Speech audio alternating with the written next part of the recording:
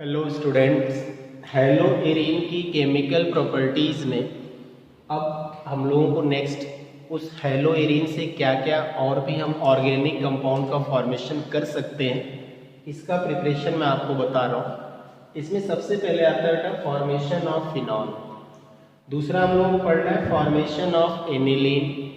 तीसरा है formation of cyanobenzene and benzoic acid. इसके बाद पिक्रिक एसिड का फॉर्मेशन इससे दिखाया जाएगा और एक इसमें स्पेशल नाम आता है उल्मन रिएक्शन। इन सब के बारे में अब हम लोग वन बाय वन करके पढ़ते हैं। ये जो आपका क्लोरोबेंजीन या हेलो एरीन होता है, इसमें बेटा एक इम्पॉर्टेंट टर्म आपको ये जानना है कि जो क्लोरो ग्रुप लगा होता है बेंजीन रिंग के ऊपर, उसका नेचर आपने पढ़ा होगा रेजोनेंस इफेक्ट में कि वो रिंग में इलेक्ट्रॉन देता है।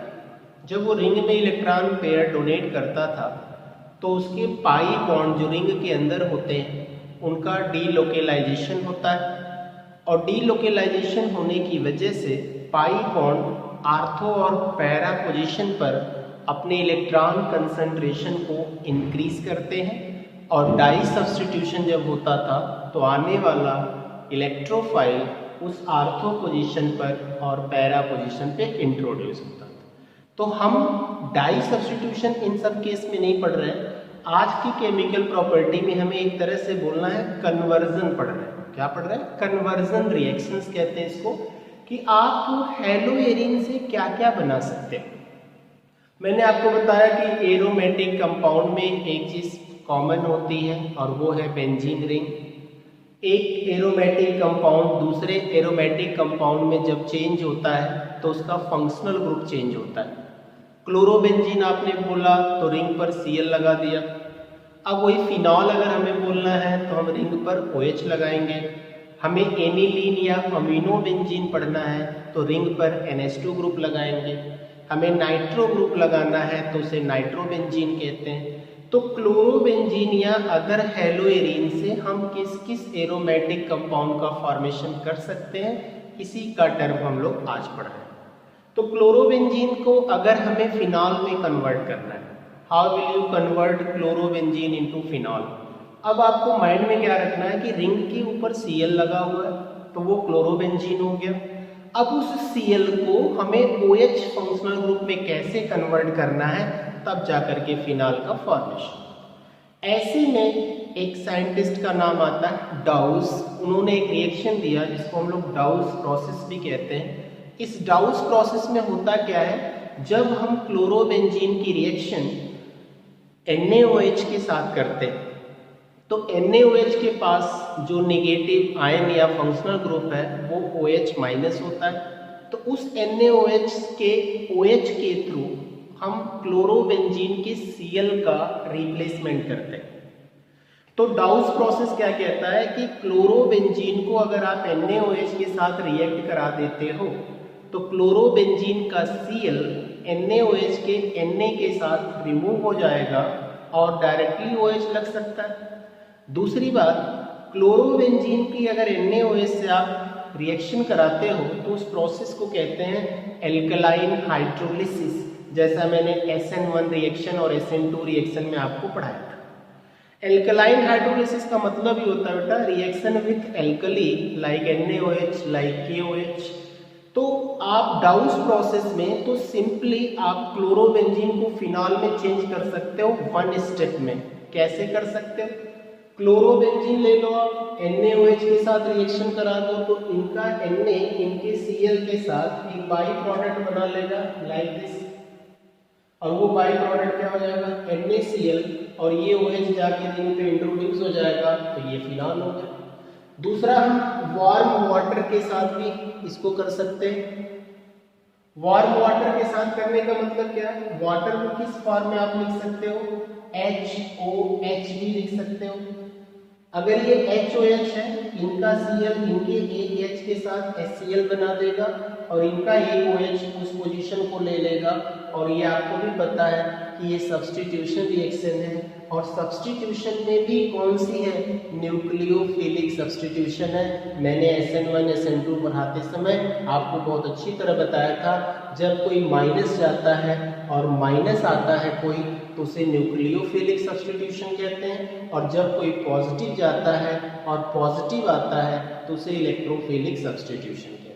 तो सब्स्टिट्यूशन में तो ये श्योर है कि एक जाता है और एक आता है, लेकिन उसको इलेक्ट्रोफिलिक और न्यूक्लियोफिलिक कब कहते हैं, तो आपने बोला ना माइनस जाने से माइनस आएगा तो न्यूक्लियोफिलिक, और अगर प्लस आने से प्लस जाता है तो इलेक्ट्रोफिलिक। तो आपको भी पता है बेटा Cl पे चार्ज क्या होता है, माइनस, और OH पे चार्ज क्या होता है, माइनस। तो ये दोनों जब माइनस माइनस के टर्म में है तो श्योर है इस सब्स्टिट्यूशन का नाम क्या होगा, न्यूक्लियोफिलिक सब्स्टिट्यूशन। तो यहाँ पर जो Cl है ये वाटर के H के साथ HCl बना दे, तो ये OH इस पोजीशन को लेगा तो रिंग पर OH लगेगा, और जैसे ही बेंजीन रिंग पे OH लग जाता है इस कंपाउंड का नाम क्या होता है, फिनॉल। तो इस प्रोसेस को हम कहते हैं डाउस प्रोसेस। और इसी का एक और स्पेशल केस क्या है, ये मैं आपको बताना चाह रहा था। जब हम लोग फिनॉल चैप्टर पढ़ेंगे तो इसी रिएक्शन को हम वहां पर भी देखेंगे।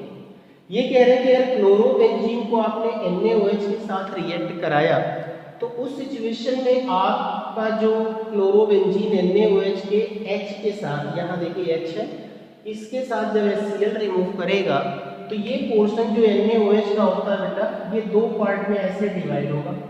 तो ये पोर्शन आपका प्लस के टर्म में आ जाएगा और ये पोर्शन जो होगा वो माइनस के टर्म में।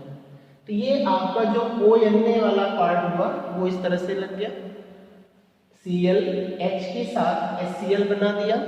तो ये ONA जो पोर्शन यहाँ पे जाएगा वो देखिए इस पे लगा, ये एक इंटरमीडिएट है और इसका नाम क्या होगा, इसका नाम होगा सोडियम फिनॉक्साइड। इसका नाम क्या है, सोडियम फिनॉक्साइड। फिनॉल का सोडियम डेरिवेटिव जो ऑक्सीजन के साथ होता है उसी को सोडियम फिनॉक्साइड कहते हैं, या सिंपली बोल सकते हैं कॉन्जुगेटेड बेस ऑफ फिनॉल। क्या बोलते हैं, कॉन्जुगेटेड बेस ऑफ फिनॉल या सोडियम फिनॉक्साइड। इस सोडियम फिनॉक्साइड के बनने के बाद फर्दर हम इसकी एसिड हाइड्रोलिसिस करते हैं, तब जाकर के इसका Na पार्ट, ये देखिए इसके Cl के साथ क्या बनाएगा, NaCl, और जाकर के ये H इस O के साथ जब ऐड होगा तो ये कंपाउंड OH हो गया और पूरा कंपाउंड का नाम क्या हो गया, फिनॉल। इस तरह से हम क्लोरोबेंजीन से फिनॉल का फॉर्मेशन करते हैं और इसका नाम रखते हैं डाउस प्रोसेस। डाउस प्रोसेस को मैंने आपको तीन तरीके से बताया। पहला, डायरेक्ट क्लोरोबेंजीन को जब आप NaOH के साथ रिएक्ट कराते हो तो 166 डिग्री सेंटीग्रेड पर यहाँ से एक NaCl का रिमूवल होता है और फिनॉल बन जाता है। या वार्म वाटर के साथ अगर रिएक्शन कराओगे तो इन वाटर को इस HOH के फॉर्म में लिखते हैं और इनका OH रिंग पे लग जाएगा तो फिनॉल बन जाएगा और ClH के साथ HCl बनाएगा। तीसरा एक और तरीका है डाउस प्रोसेस का ही, कि पहले क्लोरोबेंजीन को डायरेक्टली फिनॉल में न चेंज करो। ये देखिए दो स्टेप प्रोसेस, और ये सब क्या है, वन स्टेप प्रोसेस। ये भी दोनों डाउस प्रोसेस है, ये भी डाउस प्रोसेस। इन्होंने बोला कि पहले फिनॉल का सोडियम साल्ट बनाएंगे और उसकी फिर एसिड से हाइड्रोलिसिस करेंगे, तब दूसरे स्टेप में जाकर के प्योर फिनॉल का फॉर्मेशन। तो सोडियम साल्ट और फिनॉक्साइड आयन को ही हम सोडियम फिनॉक्साइड कहते हैं, और इसी की जब एसिड हाइड्रोलिसिस करते हैं तब जाकर फिनॉल का फॉर्मेशन। दूसरा है formation of aniline. Aniline amino benzene को कहते हैं बेटा। अब अमीनो ग्रुप क्या होता है, NH2 ग्रुप होता है। अब आपके क्लोरोबेंजीन को अमीनो बेंजीन में चेंज करना है तो कैसे करें, आपने बोला Cl को रिप्लेस कर दीजिए और उसकी जगह NH2 ग्रुप लगा दीजिए, वो आपका अमीनो बेंजीन या एनिलीन हो जाएगा। तो ये अमीनो बेंजीन कैसे बनेगा, तो अब बात आती है कि कोई ऐसा कंपाउंड हो जो आपको NH2 ग्रुप प्रोवाइड करे और NH2 ग्रुप के साथ साथ कोई ऐसा एटम हो उसी में जो Cl के साथ HCl बना ले, NaCl बना ले, KCl बना ले, तो इस तरह से आप कन्वर्जन करेंगे Cl का NH2 में। तो आपको भी अच्छी तरह पता है अमोनिया जिसको हम NH3 कहते हैं उसमें आपको NH2 ग्रुप फंक्शनल ग्रुप के फॉर्म में मिल जाएगा। NaNH2 सोडामाइन, इसमें आपको NH2 ग्रुप मिल जाएगा। तो मैंने आपको बताया है कि किसी की प्रिपरेशन अगर आप करना चाहते हो तो आपको मेन रिक्वायरमेंट क्या है कि बेंजीन रिंग या कार्बन चेन कोई एक देगा और फंक्शनल ग्रुप कोई दूसरा देगा, तो इन दोनों को आपस में हम कंबाइन कर देंगे तो हमारा कंपाउंड फॉर्मेशन हो जाएगा। तो इस केस में आप अच्छी तरह देखो, क्लोरोबेंजीन को अमोनिया के साथ NH2H लिखने का मतलब यही है कि यहाँ का H हमें हटाना था, तो अमोनिया के साथ in the presence of metal oxide Cu2O हम जब रिएक्शन करते हैं तो ये जो दो NH2 ग्रुप हैं, दो मॉलिक्यूल देखिए क्लोरोबेंजीन का लिया गया है, तो यहाँ से दोनों Cl हटेंगे, इस कॉपर के साथ आकर के ये कंपाउंड देखिए Cu2Cl2 बना देंगे और ये दो NH2 ग्रुप जो होंगे दो रिंग लेके चल रहे हैं, इसके ऊपर जाके ऑक्यूपाई करेंगे, तो ये जो कंपाउंड आपका बना है इसका नाम क्या है एनिलीन। तो यहाँ दो कॉपर और दो क्लोरीन मिलकर के Cu2Cl2 बनाएंगे, अमोनिया का हाइड्रोजन और Cu2O का ऑक्सीजन मिल करके क्या बनाएगा, वाटर का फॉर्मेशन, H2O का फॉर्मेशन करेगा। इस केस में आप यहाँ पर एक H2O बनाएंगे क्योंकि आपके पास यहाँ ऑक्सीजन कितना सिर्फ एक है। दूसरा एक और टर्म आता है कि अगर आप डायरेक्टली क्लोरोबेंजीन ले लो, इसकी NaNH2 से रिएक्शन करा लो, तो इसका जो Cl पार्ट है बेटा ये इसके Na के साथ क्या बना देगा, बाई प्रोडक्ट NaCl, और ये NH2 जाकर के यहाँ इंट्रोड्यूस हो जाएगा तो एनिलीन का फॉर्मेशन होगा। तो इस तरह से हमने क्या बताया कि आप क्लोरोबेंजीन को एनिलीन में कैसे कन्वर्ट कर सकते हैं। तो आपने बताया कि क्लोरोबेंजीन की रिएक्शन अगर अमोनिया और Cu2 के साथ कराया जाए तो एनिलीन का फॉर्मेशन होगा, या क्लोरोबेंजीन की डायरेक्ट रिएक्शन NaNH2 के साथ करा दिया जाए तो भी एनिलीन का फॉर्मेशन हो जाता है। तीसरा प्रोसेस आपका है फॉर्मेशन ऑफ साइनोबेंजीन या बेंजोइक एसिड। फिर वही बात आएगी, साइनोबेंजीन का फंक्शनल ग्रुप क्या है बेटा, Cn, साइनाइड CN। अब इस साइनो ग्रुप को लाने के लिए हमें किसी कंपाउंड का यूज करना पड़ेगा जो साइनो ग्रुप रहता है। तो क्लोरोबेंजीन का ऐसे कंपाउंड से रिएक्शन कराइए जो साइनो ग्रुप रखता है। तो क्लोरो ग्रुप और साइनो ग्रुप का हम क्या कर देंगे, इंटरचेंज कर देंगे, एक्सचेंज कर देंगे कि भाई जहाँ Cl था वहाँ पर Cn हो जाए और जहाँ पहले से Cn साइनाइड था उसकी जगह Cl चला जाए। तो अब इस रिएक्शन में ध्यान दीजिए कि अगर क्लोरोबेंजीन की रिएक्शन आपने CuCN या KCN के साथ कराई, पोटेशियम साइनाइड या कॉपर साइनाइड, तो ये दो लोग साइनो ग्रुप रखते हैं, तो हमें इस Cl को रिप्लेस करके यहाँ पर साइनो ग्रुप लगा देना है और इनका बाई प्रोडक्ट क्या बाहर जा सकता है, जरा देखिए। अगर कॉपर के साथ Cl जाएगा तो CuCl हो जाएगा, या K के साथ अगर Cl जाएगा तो KCl हो जाएगा। इस तरह से जो आपका बाई प्रोडक्ट बाहर जाता है तो साइनो ग्रुप आपका बेंजीन रिंग पे लग जाता है, इसका नाम हो गया साइनोबेंजीन। इसी रिएक्शन को मैं एक और स्टेप, साइनोबेंजीन की ओर बनाना है तो रिएक्शन तो आपको यहीं पे क्लोज कर देना है, लेकिन आगे आपने इसमें एक टॉपिक और बढ़ा दिया क्या, बेंजोइक एसिड कैसे बनेगा क्लोरोबेंजीन से। तो इसी रिएक्शन से आप पहले साइनोबेंजीन बना लेंगे, फिर एसिड की प्रेजेंस में दो वाटर मॉलिक्यूल लेकर के, यहाँ पर एक H2O दिखाया गया है, लेकिन आप अंडरस्टूड रखिएगा कि यहाँ पर 2H2O। क्यों 2H2O है, क्योंकि एक वाटर में एक ऑक्सीजन होता है और COOH ग्रुप लगाने के लिए हमें दो ऑक्सीजन की जरूरत पड़ेगी। तो बहुत सारे बुक में भी आपको यहाँ पे 2 नहीं दिखेगा, लेकिन आपको अंडरस्टूड करना होगा कि COOH में दो ऑक्सीजन है, तो वाटर के केस में एक ऑक्सीजन है तो हमें यहाँ 2 वाटर मॉलिक्यूल लेना है। H+ लिखने का मतलब मैंने आपको कई बार बताया है कि अगर एरो पर H+ लिखा होता है तो आप क्या मान के चलें, वो एसिडिक मीडियम होता है। तो साइनोबेंजीन में मतलब इसके फॉर्मेशन होने के बाद जब एसिड की प्रेजेंस में आप इसकी हाइड्रोलिसिस करोगे तो वाटर को जरा ध्यान से देखना बेटा, इसमें 4 हाइड्रोजन है। इस 4 हाइड्रोजन में से 3 हाइड्रोजन इस नाइट्रोजन के साथ अमोनिया का फॉर्मेशन करके रिलीज हो जाएंगे। इसका फॉर्मेशन करेंगे NH3। 4 हाइड्रोजन में से 3 हाइड्रोजन N के साथ NH3 बनाएंगे। अब यहाँ पर क्या बचा, 1 हाइड्रोजन बचा और 2 ऑक्सीजन बचा। 1 हाइड्रोजन 2 ऑक्सीजन, 1 हाइड्रोजन 2 ऑक्सीजन और यहाँ पर भी कार्बन बचा था, तो ये COOH बचा।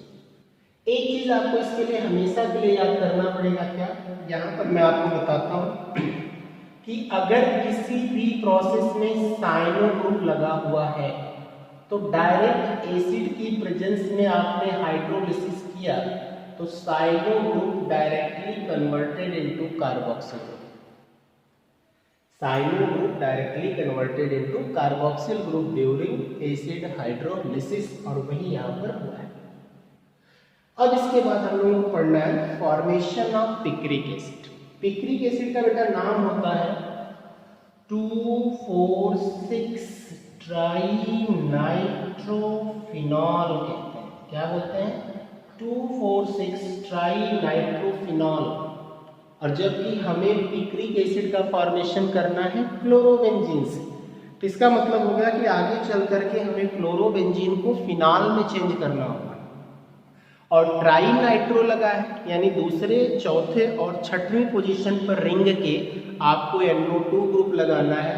इसी के जस्ट पहले की क्लास में आपको याद होगा कि NO2 जो फंक्शनल ग्रुप या इलेक्ट्रोफाइल होता है वो किस प्रोसेस में रिंग के ऊपर आके लगता है, तो आपको याद आ जाएगा नाइट्रेशन की प्रोसेस में। तो जब बेंजीन का हम नाइट्रेशन करते हैं तो NO2 ग्रुप जाकर इंट्रोड्यूस होता है, तो वो NO2 ग्रुप किसकी वजह से आता है, तो याद करिए नाइट्रिक एसिड के साथ रिएक्शन होती थी और सल्फ्यूरिक एसिड कैटेलिस्ट की प्रेजेंस में होती है, तब जाके NO2 ग्रुप आपका लगता है। तो हम लोग क्लोरोबेंजीन से पिक्रिक एसिड, मोस्ट इंपॉर्टेंट है ये, 10+2 में तो आएगा ही बोर्ड में, उसके बाद के लिए भी बहुत इंपॉर्टेंट कंपाउंड होता है। तो फॉर्मेशन ऑफ पिक्रिक एसिड, इसका हम लोग फॉर्मेशन या प्रॉपर्टी फिनॉल चैप्टर में भी पढ़ेंगे और यहाँ पर भी इसको पढ़ना है। तो कैसे हम क्लोरोबेंजीन को पिक्रिक एसिड में कन्वर्ट करते हैं ये मैं आपको बताने जा रहा हूँ। इसके पहले आप लोग इसका स्क्रीनशॉट ले लो ताकि हम इसको ऊपर लिखेंगे।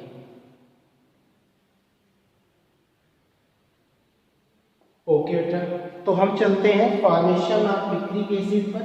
कैसे फॉर्मेशन ऑफ पिक्रिक एसिड होगा ये अभी हम लोग कंप्लीट करते हैं, टॉपिक को देखते रहिएगा। क्लोरोबेंजीन को पहले डायरेक्टली फिनॉल में नहीं कन्वर्ट करना है, पहले क्लोरोबेंजीन को नाइट्रोक्लोरोबेंजीन में चेंज करेंगे, फिर डाई नाइट्रोक्लोरोबेंजीन में चेंज करेंगे, फिर ट्राई नाइट्रोक्लोरोबेंजीन में चेंज करेंगे। ये 3 बार नाइट्रो ग्रुप क्यों लगा रहे हैं, क्योंकि पिक्रिक एसिड का नाम है 2,4,6 ट्राइनाइट्रोफिनॉल। तो सबसे पहले हम लोग क्लोरोबेंजीन का नाइट्रेशन करते हैं। क्लोरोबेंजीन का नाइट्रेशन कैसे हुआ, जरा ध्यान से बोर्ड पे लगे रहिए। ये रहा क्लोरोबेंजीन, इसकी रिएक्शन आपने कराई HNO3 के साथ H2SO4 की प्रेजेंस में। याद करिए यहाँ पर H, यहाँ पर H और यहाँ पर H। तो पहले एक H2O हम बाहर करते हैं, नाइट्रेशन जाके देखिएगा कि H2O कैसे बाहर जाता है और NO2 ग्रुप कैसे लगता है। तो ये NO2 ग्रुप आपका आर्थो पोजीशन पर भी लग सकता है और याद करिए आप पैरा पोजीशन पर भी लग सकता है। फिर मैंने परसेंटेज की बात भी बताई थी आपको, इन दोनों में से कोई एक अगर बनता है या कोई एक ले लिया जाए फर्दर, तो इन दोनों को बेटा ऐसे इंक्लूड करते हैं और एक बार फर्दर नाइट्रेशन कराते हैं, फिर एक H2O रिलीज करेंगे। अब एक ही रिंग पर आर्थो पर भी और पैरा पर भी नाइट्रो ग्रुप लग जाएगा। इसके साथ साथ एक बार फर्दर अगर आप इसका नाइट्रेशन करा दो HNO3 के साथ और यहाँ से एक H2O और रिलीज कर दो तो तीसरा नाइट्रो ग्रुप आपका कहाँ पे लग जाएगा, 6th पोजीशन देखिए यहाँ पर है। तो ये पहले से लगा था, ये पहले से लगा था और एक NO2 3 हो गया। आपने कितनी बार नाइट्रेशन कराया, 3 टाइम्स। यहाँ पर HNO3 है फर्स्ट, यहाँ पर HNO3 है सेकेंड और यहाँ पर HNO3 है थर्ड। कैटेलिस्ट तो सब में वही रहेगा। तो 3 टाइम्स नाइट्रेशन करने के बाद आपने क्लोरोबेंजीन को ट्राई नाइट्रोक्लोरोबेंजीन में चेंज किया, जबकि पिक्रिक एसिड का नाम देखिए क्या है, 2,4,6 ट्राई नाइट्रोफिनॉल है। तो अब हमें क्या करना है बेटा, इस Cl को किसी तरह OH में कन्वर्ट करना है। इस Cl को हम OH में कैसे कन्वर्ट करेंगे ये मैं आपको बताने जा रहा हूँ। अगले स्टेप में पहुँचते हैं और इसको क्लोरो को OH में कैसे चेंज करते हैं जरा ध्यान दीजिएगा। ये वाटर के साथ, देखिए वाटर के साथ आपने क्या कर दिया, हाइड्रोलिसिस कर दिया। कैसे वाटर के साथ, वही वार्म वाटर के साथ। तो क्या होगा, इनका एक H इनके Cl के साथ लाइक दिस, ये देखिए ऐसे क्या रिलीज कर देगा, एक HCl बाहर कर देगा और तब जा करके Cl की जगह क्या लग जाएगा, OH लग जाएगा। चलिए बधाई हो, आप OH तक पहुंच गए। और ये 3 NO2 ग्रुप आपके रिंग सिस्टम पर पहले से लगे हुए थे। इसी कंपाउंड का नाम होता है पिक्रिक एसिड। ये कॉमन नेम है जो किसके रूप में यूज होता है ये भी ध्यान दें, एक्सप्लोसिव के फॉर्म में ये यूज होता है एज एक्सप्लोसिव, ध्यान से देखना। तो ये मोस्ट इंपॉर्टेंट रिएक्शन है, दिखने में थोड़ी सी बड़ी है लेकिन बड़ा ही इजी टॉपिक है। सबसे पहले आपने क्या लिया, क्लोरोबेंजीन लिया, उसका क्या कर दो, नाइट्रेशन कर दो तो नाइट्रोक्लोरोबेंजीन बन गया। एक बार और नाइट्रेशन कर दो तो डाई नाइट्रोक्लोरोबेंजीन बन जाएगा। एक बार और नाइट्रेशन कर दो तो ट्राई नाइट्रोक्लोरोबेंजीन बन जाएगा। और फिर वाटर के साथ रिएक्शन करा के इनके Cl का रिप्लेसमेंट कर दो और OH लगा दो तो ये आपका फिनॉल के टर्म में आ जाए। तो ये फिनॉल का एक डेरिवेटिव होता है जिसे हम ट्राई नाइट्रोफिनॉल या पिक्रिक एसिड के नाम से जानते हैं। और ये पिक्रिक एसिड एक्सप्लोसिव विस्फोटक कहते हैं के रूप में यूज किया जाता है। तो इस तरह से आपने फॉर्मेशन ऑफ पिक्रिक एसिड देखा। और हम इसके जस्ट बाद अगले टॉपिक पे आते हैं। ये इसकी प्रॉपर्टीज के टर्म में लास्ट है जिसको हम उल्मन रिएक्शन कहते हैं। ये उल्मन रिएक्शन क्या होता है, मैंने आपको पढ़ाया होगा फिटिग रिएक्शन, मैंने आपको पढ़ाया होगा वुड्स रिएक्शन, मैंने आपको पढ़ाया था फ्रैंकलैंड रिएक्शन, फिर मैंने आपको वुड्स फिटिग रिएक्शन, याद करिए हेलो एल्केन की केमिकल प्रॉपर्टीज में ये सब हम लोग पहले भी पढ़ चुके हैं। आप पिछली वीडियो में जाकर के आप देख सकते हैं। तो जिस तरह से आपने फिटिग रिएक्शन पढ़ा था उसी सेम तरीके से उल्मन रिएक्शन भी होता है। और उसमें क्या करते हैं हम बिल्कुल स्टार्ट में आपको बताते हैं। आप इसका स्क्रीनशॉट लेना हो तो ले लें फटाफट। ओके बेटा, तो लास्ट रिएक्शन है इसकी उल्मन रिएक्शन। और वो उल्मन रिएक्शन क्या कहता है, बहुत ही सिंपल रिएक्शन है। इसमें दो लेते हैं आयोडोबेंजीन, ध्यान दीजिएगा पुरानी रिएक्शन आपको याद आ जाएगी। आयोडोबेंजीन इधर भी लेते हैं एक मॉलिक्यूल आयोडोबेंजीन का और इसकी रिएक्शन हम कराते हैं कॉपर मेटल के साथ। ध्यान दीजिएगा कॉपर मेटल के साथ। ये रिएक्शन याद करो किसकी प्रेजेंस में होती थी, ईथर, यानी ड्राई ईथर आपने लिखा था एज ए सॉल्वेंट। फिटिग रिएक्शन में क्या था, जहां पर आयोडीन था वहां पर आप देखिएगा जाके क्लोरीन लगा था, 2 मॉलिक्यूल क्लोरोबेंजीन का था। और जहां पर ये कॉपर लिए थे आप वहां पर सोडियम मेटल था। तो यहाँ से आपका बाई प्रोडक्ट क्या बाहर जाने वाला था, CuI2 बाहर जाएगा और दोनों रिंग आपस में फ्यूज हो जाएंगी और एक बाईफिनाइल डेरिवेटिव जो फिटिंग रिएक्शन का भी यही बाई प्रोडक्ट था, इसको कहते हैं बाईफिनाइल और प्लस CuI2। ये उल्मन ने क्या किया था, जहां पर क्लोरोबेंजीन था वहां पर आयोडोबेंजीन ले लिया था, और दूसरा काम क्या किया था उन्होंने, जहां पर सोडियम मेटल था फिटिंग रिएक्शन का, वहां पर उन्होंने क्या कर लिया था, कॉपर मेटल ले लिया। यानी यही रिएक्शन अगर फिटिंग रिएक्शन में चेंज करना हो तो कैसे करेंगे, 2 मॉलिक्यूल क्लोरोबेंजीन का लेंगे आप, और ये कॉपर की जगह 2 सोडियम मेटल लेंगे और पूरी रिएक्शन करा देंगे, बाइफिनाइल बना देंगे, तो वो फिटिंग रिएक्शन हो जाएगी और यहाँ पर 2NaCl बाहर जाएगा। तो एक तरह से उल्मन रिएक्शन जो है वो फिटिंग रिएक्शन की कॉपी होती है। इसी तरह हम लोग अदर एरोमेटिक कंपाउंड भी बना सकते हैं। तो आज की इस वीडियो में हम लोगों ने केमिकल प्रॉपर्टीज ऑफ हैलोएरिन में क्या क्या पढ़ा, एक तरह से आप कह लो कन्वर्जन रिएक्शंस पढ़ा। क्लोरोबेंजीन को बहुत सारे और कंपाउंड में कन्वर्ट किया, जैसे क्लोरोबेंजीन को फिनॉल में चेंज किया बाय डाउस प्रोसेस, क्लोरोबेंजीन को आपने एनिलीन में कन्वर्ट किया, क्लोरोबेंजीन को साइनोबेंजीन में चेंज किया, साइनोबेंजीन से आगे बढ़े तो उसे बेंजोइक एसिड में चेंज किया, फिर उसके बाद क्लोरोबेंजीन से पिक्रिक एसिड का फॉर्मेशन कैसे होता है, और फिर इसमें आप आगे बढ़े तो उल्मन रिएक्शन के बारे में भी पढ़े। 2 molecules of iodobenzene react with copper metal in the presence of dry ether to form biphenyl as a product is known as Ullman reaction. तो इस तरह मैंने आपको ये सारा केमिकल प्रॉपर्टीज पढ़ाया। इसके बाद इसमें 2 और टर्म आते हैं जो साइड नोट के रूप में आते हैं। एक को हम DDT कहते हैं और एक को हम गैमेक्सेन या लिंडेन कहते हैं या 666 के नाम से जानते हैं। इसको भी मैं आपको शार्ट में बता दूंगा। हैलोएरिन के चैप्टर का टर्म जो लास्ट आज है उसमें हमें 3 शार्ट नोट भी पढ़ने हैं बेटा। एक है आपका DDT, एक है आपका BHC बेंजीन हेक्साक्लोराइड, इसका नाम होता है डाईक्लोरो डाईफेनिल ट्राईक्लोरो एथेन, अभी हम डिटेल में लिखेंगे। और एक मोस्ट इम्पॉर्टेंट टॉपिक आपको क्या पढ़ना है, फ्रियान्स। ये आपको 3 टॉपिक शार्ट नोट में आपके एग्जाम में आता है। इसको पढ़ाने का मतलब ये हो गया कि आपने कंप्लीट किया 100% अपना haloalkane and हैलोएरिन।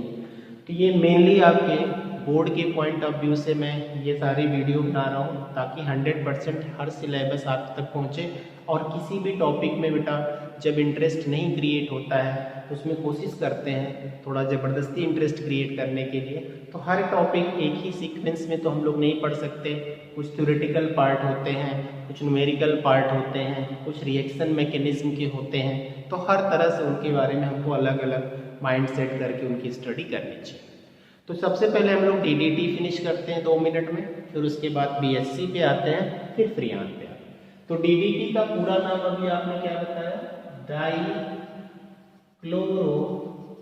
Diphenyl trichloro ethane, ये आपका कंपाउंड है, इसको हम शार्ट में DDT कहते हैं।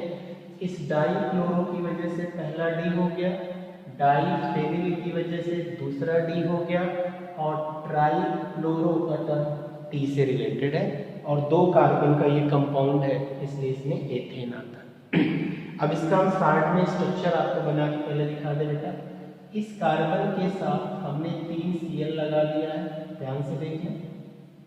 इसके बाद जो आपका दूसरा कार्बन आएगा C, उसके साथ एक H होगा और 2 बेंजीन रिंग इस तरह से इससे एसोसिएटेड होगी, और दोनों बेंजीन रिंग के इस पैरा पोजीशन पर क्या लगा है, Cl।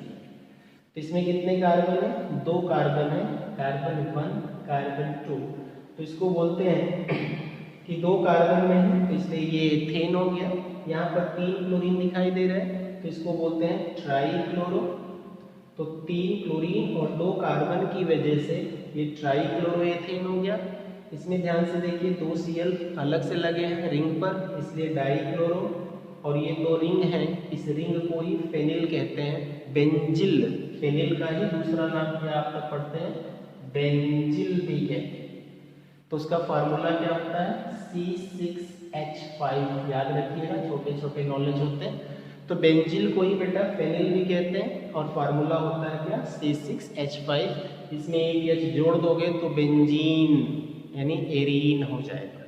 तो DDT क्या है, तो तो DDT का तो आपने बता दिया, ये इसका IUPAC नाम है, ये इसका स्ट्रक्चर है। तो DDT जो आपका है एक ऑर्डरलेस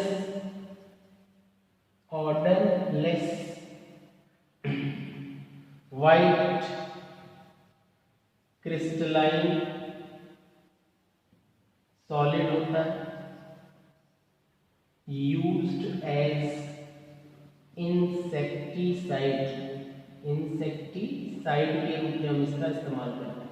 यानी जो क्रॉप्स यानी जो फसलें होती हैं उन पे बहुत सारे पेस्ट लग जाते हैं या इंसेक्ट लग जाते हैं, तो वो उनके लीफ को यानी पत्तियों को डैमेज कर देते हैं, उनके फ्लावर को भी डैमेज कर देते हैं। तो वहाँ पर उन पेड़ पौधों को सुरक्षित करने के लिए या अपनी फसलों को सुरक्षित करने के लिए हम DDT का लिक्विड बनाते हैं और उसका छिड़काव करते हैं।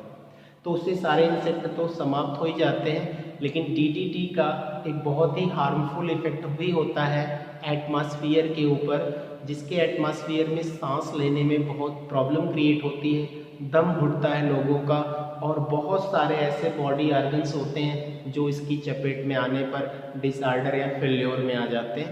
इसलिए नाउअडे अब हम DDT का इस्तेमाल एज इंसेक्टिसाइड नहीं करते हैं और गवर्नमेंट ने भी इस पर रोक लगा दी। लेकिन अब हम लोगों के टॉपिक में है तो हमको इस पर रोक तो नहीं लगानी है, हमको तो पढ़ना ही है। लेकिन अब DDT क्या था तो आपने बता दिया, ये एक इंसेक्टिसाइड के रूप में यूज़ होता है, ये ऑर्डरलेस होता है, इसमें कोई गंध नहीं होती, एक white colour WHITE white crystalline powder होता है या सॉलिड होता है और इंसेक्टिसाइड के रूप में यूज होता है। अब इस DDT का फॉर्मेशन कैसे होता है बेटा, तो इसके लिए फटाफट चलिए देखते हैं। देखिए 2 molecules of chlorobenzene react with chloral, ध्यान से देखिए क्या लिख रहे हैं, क्लोरल क्या है अब ये बताऊंगा, in the presence of concentrate H2SO4 gives या फॉर्म करके लिख देते हैं DDT का फॉर्मेशन कैसे होता है, ये तो हो गया इनकी प्रॉपर्टीज में, ये हो गया इनका स्ट्रक्चर, ये हो गया इनका IUPAC नाम, और ये इनका हो गया प्रिपरेशन। तो प्रिपरेशन आपने DDT का कैसे किया, 2 मॉलिक्यूल्स ऑफ क्लोरोबेंजीन को रिएक्ट कराया क्लोरल के साथ इन द प्रेजेंस ऑफ किसके H2SO4, तो आपने किसका फॉर्मेशन किया, DDT का। तो इसकी रिएक्शन को हम लोग फटाफट दिखा देते हैं। तो ये रहा आपका 2 मॉलिक्यूल्स, पहले हम लोग क्लोरल ले लेते हैं, ये रहा बेटा आपका क्लोरल, इस कार्बन के साथ एल्डिहाइड ग्रुप का इंट्रोडक्शन दिख रहा है, इसमें 2 कार्बन है, ध्यान से देखिएगा। इस कंपाउंड का नाम इस तरह से आप देख सकते हैं क्या, 2,2,2 ट्राइक्लोरो एथेनल, सॉरी 2,2,2 सही है, 2,2,2 ट्राइक्लोरो इथेनल, ये कंपाउंड है जिसे हम ट्राइक्लोरो डेरिवेटिव ऑफ एथेनल भी कह सकते हैं। इसमें ध्यान से देखिए, अगर आपने एक मॉलिक्यूल लिया होता CH3CHO का और उसकी रिएक्शन आपने 3Cl2 से कराई होती, तो यहाँ जो 3 हाइड्रोजन दिख रहे हैं उसकी जगह पर आप 3 क्लोरीन ले लो और ये देखिए CHO, और यही आपका कंपाउंड क्या हो गया, क्लोरल। क्लोरल कैसे बनता है जरा ध्यान से देखिएगा, बहुत इंपॉर्टेंट है, आप जल्दी से इसको समझ लीजिए। ये कंपाउंड आपका कौन सा, एथेनल है, और एथेनल को क्लोरल में आपने चेंज किया, तो इसका मतलब क्लोरीनेशन करा दिया आपने। तो जब आप एथेनल का क्लोरीनेशन कराते हैं तो क्लोरल बनता है। तो ये रहा आपका क्लोरल। इस क्लोरल की रिएक्शन आप किससे कराने जा रहे हैं, जरा ध्यान से देखिएगा, 2 मॉलिक्यूल्स ऑफ क्लोरोबेंजीन, ध्यान से देखना बेटा बहुत इजी है, 2 मॉलिक्यूल्स ऑफ क्लोरोबेंजीन, आपका ये H रिंग के अंदर का छिपा हुआ है छोटा, ये रिएक्शन किसकी प्रेजेंस में होती है, कंसंट्रेट H2SO4 की प्रेजेंस में होती है। तो किसका लिबरेशन आप करोगे, यहाँ से इनके ऑक्सीजन के साथ ये दोनों हाइड्रोजन मिलेंगे, तो यहाँ से किसका रिमूवल होगा, H2O का। ध्यान से देखें, 2 हाइड्रोजन और ये ऑक्सीजन, इस ऑक्सीजन के जाने से इस कार्बन की 2 वैलेंसी कम होगी, तो इसी दोनों वैलेंसी पर ये दोनों रिंग जा करके पोजीशन लेंगे। आप अपने कंपाउंड पे जा करके ध्यान से देख सकते हो, ये रहा आपका DDT। यानी इसके जस्ट बाद हम अपने इस एरो को फाइनली अगर यहाँ घुमा दें तो हमको DDT दोबारा लिखना नहीं पड़ेगा, लाइक दिस। ये है प्रिपरेशन ऑफ DDT। कैसे किया आपने? जब आपने क्लोरल को रिएक्ट कराया 2 मॉलिक्यूल्स ऑफ क्लोरोबेंजीन के साथ in the presence of H2SO4, तब जा करके ये DDT का फॉर्मेशन होता है। DDT एक ऑर्डरलेस व्हाइट क्रिस्टलाइन सॉलिड होता है जो इंसेक्टिसाइड के रूप में यूज होता है। और कैसे ये बनता है? तो जब 2 मॉलिक्यूल क्लोरोबेंजीन का क्लोरल के साथ रिएक्शन करता है in the presence of H2SO4, तो यहाँ से एक वाटर का एलिमिनेशन होता है और जा करके DDT का फॉर्मेशन होता है। तो इस तरह से मैंने आपको DDT फिनिश किया। आप जल्दी से इसका स्क्रीनशॉट लो, तो हम लोग BSc पढ़ते हैं। ओके बेटा, तो अब हम लोगों का अगला टॉपिक आता है क्या? BHC। जिस BHC का पूरा नाम आपका क्या होता है? बेंजीन जो है वो हेक्सा क्लोराइड है। और इस बेंजीन हेक्सा क्लोराइड को हम कई नाम से जानते हैं।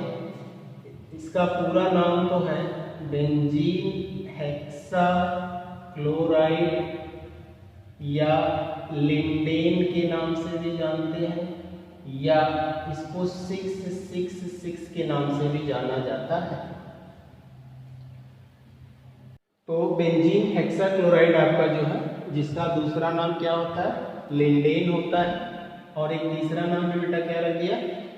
666। और एक चौथा नाम भी इसका हम रख दे रहे हैं, इसको कहते हैं गैमेक्सेन। क्या बोलते हैं? गैमेक्सेन भी कहते हैं। ये किसी भी नाम से पूछा जा सकता है। बेंजीन हेक्साक्लोराइड तो आपने उसका सिंपल नाम दे दिया BHC के रूप में। उसके बाद इसका एक और नाम रखा जाए केमिकली, लिंडेन के नाम से भी जाना जाता है। ये 666 के नाम से भी जाना जाता है। अभी हम और डिटेल इसमें चलेंगे। और एक कॉमन नाम गैमेक्सेन होता है, और हम लोग गांव या देहात की भाषा में गैमेक्सीन भी करते हैं। ये भी आपका DDT की तरह एक इंसेक्टिसाइड ही होता है, जो जर्म्स या इंसेक्ट या बहुत सारे पेस्ट, बहुत सारे रोडेंट्स, यानी खेतों की फसलों को नुकसान करने वाले जितने भी लोग होते हैं, हमें आपको छोड़ करके, उन सबका ये हार्मफुल इफेक्ट ये अपना दिखाता है उनके ऊपर। तो इसका भी यूज़ अब बहुत रेयर होता है। बहुत ज़्यादा टाउन एरिया, पिछड़े वर्गों के लोगों के द्वारा कुछ गेहूं की फसलों में, धान की फसलों में, गन्ने में भी इनका इस्तेमाल हो पाता है। अदरवाइज इससे बहुत ज़्यादा स्टमक डिजीज़ भी क्रिएट होती हैं, डाइजेशन डिस्टर्ब हो जाता है लोगों का, इंटेस्टाइनल ट्रैक में बहुत ज़्यादा प्रॉब्लम क्रिएट होती है, इसलिए अब इसका इस्तेमाल नहीं किया जाता है। तो है क्या, और इसका केमिकल प्रिपरेशन क्या है? तो सबसे पहले आपने बोला कि BHC इज नोन एज क्या? बेंजीन हेक्साक्लोराइड, या लिंडेन, या 666, या गैमेक्सेन। इसमें आपको क्या करना है कि the chlorination of benzene in the presence of light takes place. Chlorination of benzene in the presence of light takes place, then BHC is formed as insecticide. ये भी एक इंसेक्टिसाइड के रूप में यूज होता है। तो कैसे ये बनना, आपने सीधे सीधे प्रिपरेशन का टर्म लिख दिया है। क्या आपको क्लोरीनेशन करना है? किसका करना है? बेंजीन का करना है। किसकी प्रेजेंस में करना है? लाइट की प्रेजेंस में करना है। तो कैसे आप BHC बनाते हैं बेटा, जरा एक बार फिर से बोर्ड पे ध्यान दीजिएगा। 2 मिनट में इसको भी फटाफट खत्म करते हैं। तो ये रहा आपका बेंजीन, जिसके हर कार्बन पर कार्बन है। कॉर्नर पर क्या होता है? कार्बन होता है। बेंजीन का फार्मूला C6H6, और हर कार्बन के साथ क्या होता है? हाइड्रोजन होता है। अब हम क्या करते हैं? 3Cl2 मॉलिक्यूल लेते हैं, और in the presence of light, इसे फोटोन भी कहते हैं फिजिक्स की लैंग्वेज में।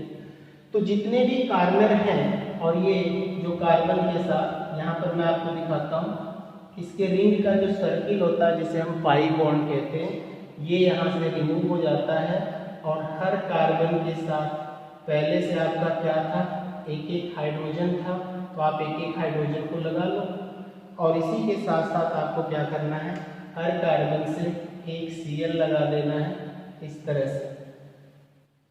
तो इसी को हम बोलते हैं BHC, क्योंकि इसमें 6 क्लोरीन होते हैं तो इसी को बोलते हैं बेंजीन हेक्साक्लोराइड। या सिंपली आप इस तरह से भी रिएक्शन को प्रोडक्ट को बना के दिखा सकते हो। हर कार्बन पे कार्बन के साथ Cl है, या इसमें कार्बन और हाइड्रोजन जो है अंडरस्टूड होते हैं। आप चाहो तो हर जगह पे क्या लिख सकते हो, CH CH CH CH CH CH, ये अंडरस्टूड था। तो इसका फार्मूला हो गया C6H6Cl6।